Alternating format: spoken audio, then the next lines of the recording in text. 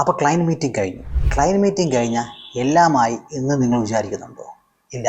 ഇനിയാണ് നമ്മുടെ ആക്ച്വലായിട്ടുള്ള work start ചെയ്യണത്.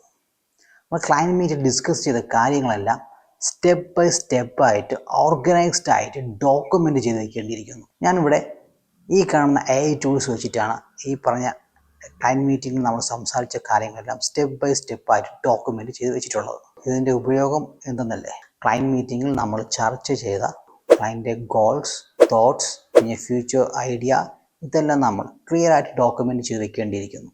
നമ്മൾ ഇതെല്ലാം കറക്റ്റായിട്ട് നോട്ട് ചെയ്ത് വെച്ചിട്ടില്ലെങ്കിൽ ക്ലയൻറ്റിൻ്റെ എക്സ്പെക്റ്റേഷൻ അനുസരിച്ചുള്ള ഡിസൈൻ ചിലപ്പോൾ നമുക്ക് കൊടുക്കാൻ സാധിച്ചു എന്നിരിക്കില്ല.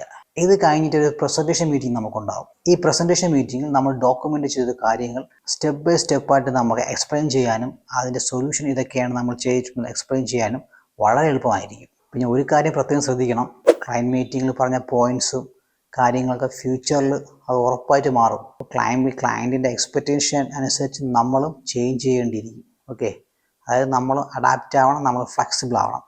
അതാണ് റിയൽ ആയിട്ടുള്ള UX design process. Adaptable and client aligned.